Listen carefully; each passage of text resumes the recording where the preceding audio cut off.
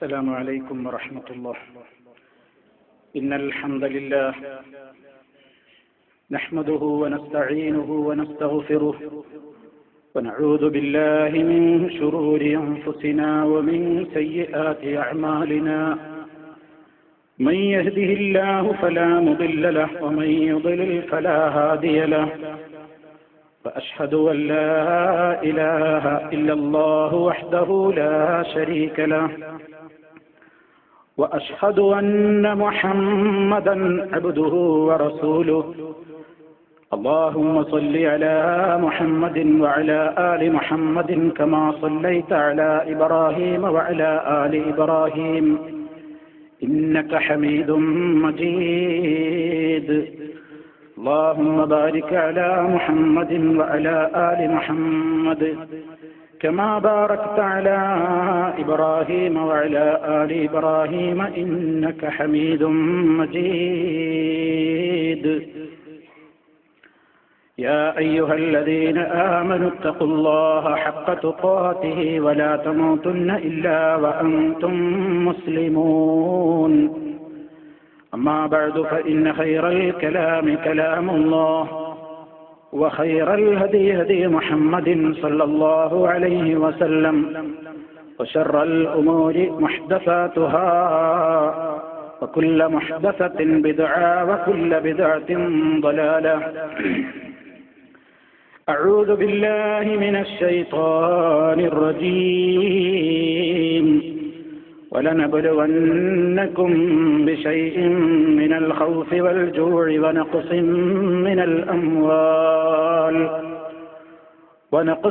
من الأموال والأنفس والثمرات وبشر الصابرين.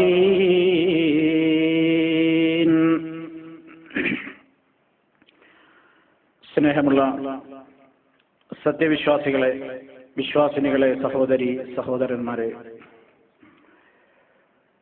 നമുക്കേവർക്കും അനുഭവിക്കുവാനുള്ള അന്തിമ നിമിഷങ്ങളും അതുമായി ബന്ധപ്പെട്ട ചില കാര്യങ്ങളുമായിരുന്നു കഴിഞ്ഞ നമ്മുടെ അവസരത്തിൽ നമ്മൾ വിശദീകരിച്ചത്. ഒരു മരണവാർത്ത നമുക്ക് കേൾക്കേണ്ടി വന്നാൽ സത്യവിശ്വാസികൾ എന്ന നിലക്ക് നമുക്കൊരുപാട് ബാധ്യതകൾ നമ്മിൽ ഓരോരുത്തരിലും ഉണ്ട്. അതുകൂടി ഇതുമായി ബന്ധപ്പെട്ടുകൊണ്ട് നമ്മുടെ ശ്രദ്ധയിലുണ്ടായിരിക്കണം എന്നതിനാൽ ചില കാര്യങ്ങൾ അവിഷയകമായി എന്റെ സഹോദരങ്ങളുടെ ശ്രദ്ധയിൽപ്പെടുത്താൻ ഉദ്ദേശിക്കുകയാണ്. ഒരുപാട് ആളുകളുടെ മരണവാർത്തകൾ ഞാനും നിങ്ങളുമൊക്കെ ദിനേനയെന്നോണം കേട്ടുകൊണ്ടിരിക്കുന്നു, വായിച്ചുകൊണ്ടിരിക്കുന്നു. ഒരു നാൾ നമ്മുടെ മരണവിവരവും പലരും അറിയാനിരിക്കുന്നു, കേൾക്കാനിരിക്കുന്നു. വിശ്വാസികളെ സംബന്ധിച്ചിടത്തോളം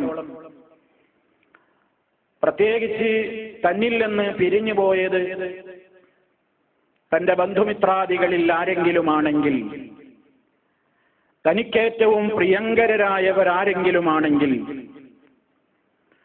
സ്വാഭാവികമായും ഉണ്ടാകുന്ന വിഷമങ്ങളുടെയും പ്രയാസങ്ങളുടെയും തീക്ഷ്ണത അത് പറഞ്ഞറിയിക്കാനാവാത്തത്ര അനുഭവപ്പെടും എന്നതിൽ സംശയമൊന്നുമില്ല. പക്ഷേ ഇസ്ലാമിന്റെ പരിധികളെ, ഇസ്ലാം നിർണയിച്ച അതിർത്തികളെ ലംഘിച്ചുകൊണ്ടുള്ള ഒരു വിഷമപ്രകടനങ്ങളും ഒരു സങ്കടപ്പെടലുകളും ഉണ്ടാകുവാൻ പാടില്ല എന്നത് ഇസ്ലാമിന്റെ കണിശമായ കാഴ്ചപ്പാടാണ്. ജീവിതം എന്ന് പറയുന്നത് സുഖം മാത്രമുള്ള ഒരു പ്രതിഭാസമല്ല. സുഖദുഃഖ സമ്മിശ്രമാണ് ജീവിതം. രാവും പകലും മാറി മാറി വരുന്നത് നാം കാണുന്നത് പോലെ എന്റെയും നിങ്ങളുടെയും ഒക്കെ ജീവിതത്തിൽ സുഖങ്ങളും ദുഃഖങ്ങളും മാറി മാറി വന്നുകൊണ്ടേയിരിക്കും. സുഖങ്ങളുണ്ടാകുമ്പോൾ അത് നൽകിയ അള്ളാഹുവിനോട് ശുക്ർ രേഖപ്പെടുത്തിക്കൊണ്ട് നന്ദിയുള്ളവരായിക്കൊണ്ട് കൂടുതൽ വിനീതരാവുകയാണ് വേണ്ടത്. അഹംഭാവം നടിക്കുകയല്ല. അതുപോലെ തന്നെ ദുഃഖങ്ങളുണ്ടാകുമ്പോൾ ആ ദുഃഖങ്ങൾ എനിക്ക് നിശ്ചയിച്ചത് എന്റെ എല്ലാ കാര്യങ്ങളെക്കുറിച്ചും അറിയാവുന്ന നാഥനാണ്. അതുകൊണ്ട് ഞാൻ സഹിക്കുന്നു, ക്ഷമിക്കുന്നു എന്ന മനോഗതി വെച്ച് പുലർത്തുകയും ആ ക്ഷമക്കും സഹനത്തിനും പകരമായി അക്ഷമയുടെയും സഹനമില്ലായ്മയുടെയും മേഖലയിലേക്ക് കുതിച്ചുചാടി അരുതായ്മകൾ ചെയ്യാതിരിക്കുവാനും സത്യവിശ്വാസികൾ എന്ന നിലക്ക് നാം ഓരോരുത്തരും ബാധ്യസ്ഥരാണ്. പരിശുദ്ധ ഖുർആൻ പറയുന്നുണ്ട്, ജീവിതം എന്നത് പരീക്ഷണമാണ്. പല രൂപത്തിലുള്ള പരീക്ഷണങ്ങൾ കൊണ്ട് നാം പരീക്ഷിക്കുക തന്നെ ചെയ്യും. ആ വചനമാണ് വിശുദ്ധ ഖുർആനിൽ 2-ാമത്തെ അധ്യായമായ സൂറത്തുൽ ബഖറയിലെ സൂക്തമായി ഞാൻ നിങ്ങളെ തുടക്കത്തിൽ ഓതി കേൾപ്പിച്ചത്. അല്ലാഹു തആല പറയുന്നു, വലനബ്ലുവന്നകും ബിശൈഇൻ മിനൽ ഖൗഫി വൽ ജൂഇ വനഖ്സിൻ മിനൽ അംവാലി വൽ അൻഫുസി വസ്സമറാത്ത് വബശ്ശിരിസ് സാബിരീൻ അല്ലദീന ഇദാ അസാബത്തുഹും മുസീബത്തുൻ ഖാലൂ ഇന്നാ ലില്ലാഹി വഇന്നാ ഇലൈഹി റാജിഊൻ ഉലൈക അലൈഹിം സ്വലവാത്തും മിർ റബ്ബിഹിം വറഹ്മ വഉലൈക ഹുമുൽ മുഹ്തദൂൻ. അല്പം സുദീർഘമായ നിലക്ക് തന്നെ വളരെ വിശദമായി തന്നെ അല്ലാഹു തആല നമ്മുടെ ഓരോരുത്തരുടെയും ഖൽബുകളിലേക്ക് ഇട്ട് തന്ന വാചകമാണത്. എന്താണ് ഇവിടെ റബ്ബ് പറയുന്നത്? നിങ്ങളെ നാം പരീക്ഷിക്കും എന്നല്ല പറഞ്ഞത്, നിങ്ങളെ നാം പരീക്ഷിക്കുക തന്നെ ചെയ്യുമെന്നാണ് പറയുന്നത്. ശക്തമായ സ്വരത്തിലാണ് ആ പ്രയോഗം. പരീക്ഷണം ജീവിതത്തിലെ കൂടപ്പിറപ്പാണ്.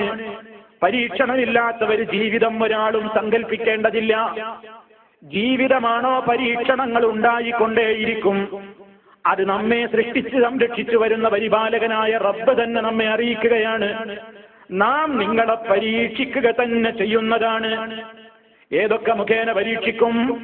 വിശപ്പ് നൽകിക്കൊണ്ട് പരീക്ഷിക്കുന്നതാണ്, ഭയം നൽകിക്കൊണ്ട് പരീക്ഷിക്കുന്നതാണ്. അതുപോലെ തന്നെ വനഖ്സിൻ മിനൽ അംവാലി, സാമ്പത്തിക കമ്മിയിലൂടെ പരീക്ഷിക്കുന്നതാണ്. വൽ അൻഫുസി, ശാരീരികമായ ന്യൂനതകളിലൂടെ പരീക്ഷിക്കുന്നതാണ്. വസ്സമറാത്ത്, ഫലകായികനികളുടെ കമ്മി മുഖേനയും നിങ്ങളെ പരീക്ഷിക്കുന്നതാണ്. ഈ നിലക്ക് ശാരീരികമായും സാമ്പത്തികമായും അതുപോലെ തന്നെ മാനസികമായുമൊക്കെ നിങ്ങൾ ശക്തമായ പരീക്ഷണങ്ങൾക്ക് വിധേയരാകേണ്ടി വരും ജനങ്ങളെ. ആ ഘട്ടത്തിൽ നിങ്ങളുടെ കർത്തവ്യം എന്താണ്? ആ ഘട്ടത്തിൽ ഓ മുസ്ലിമേ, പുരുഷനാവട്ടെ സ്ത്രീയാവട്ടെ, അവന്റെ കർത്തവ്യം എന്താണ്? വബശ്ശിരിസ് സാബിരീൻ, ക്ഷമാലുക്കൾക്ക്, സഹനം കൈക്കൊള്ളുന്നവർക്ക് നബിയെ സന്തോഷ വാർത്ത അറിയിക്കൂ. ക്ഷമിക്കാൻ ആർക്കാണ് കഴിയുന്നത്? സഹിക്കാൻ ആർക്കാണ് കഴിയുന്നത്? അവരോട് പറയൂ, അവര് ഭാഗ്യവാന്മാരാണ്. അവരോട് സന്തോഷത്തിന്റെ വർത്തമാനം അറിയിക്കൂ നബിയേ. എന്താണ് ആ സാബിരീങ്ങളുടെ ലക്ഷണം? സഹനമുള്ളവരുടെ ലക്ഷണം എന്താണ്? അല്ലദീന ഇദാ അസാബത്തുഹും മുസീബ, അവർക്ക് വല്ല മുസീബത്തും ബാധിച്ചു കഴിഞ്ഞാൽ ഖാലൂ, അവര് പറയുന്നതാണ്, ഇന്നാ ലില്ലാഹ്, ഞങ്ങളൊക്കെ അല്ലാഹുവിൻ്റെതാണ്, ഞങ്ങളൊക്കെ അല്ലാഹുവിനുള്ളതാണ്. വ ഇന്നാ ഇലൈഹി, നിശ്ചയമായും ഞങ്ങളൊക്കെയും അവങ്കലേക്ക് തന്നെ റാജിഊൻ, മടങ്ങുന്നവര് തന്നെ. ഞങ്ങളൊക്കെ അള്ളാന്റെതാണ്. ഞങ്ങളിൽ എന്തും വിധിക്കാൻ അല്ലാഹുവിന് അധികാരമുള്ളവനാണ്. ഞങ്ങളുടെ എല്ലാം നൽകിയത് അവനാണ്. ഞങ്ങൾക്ക് വേണ്ടതെല്ലാം നൽകിക്കൊണ്ടിരിക്കുന്നത് അവനാണ്. ഞങ്ങളുടെ എല്ലാം ആ റബ്ബിന്റെ കൺട്രോളിലാണ്, ആ റബ്ബിന്റെ കൈകളിലാണ്, ആ റബ്ബിന്റെ നിയന്ത്രണത്തിലാണ്.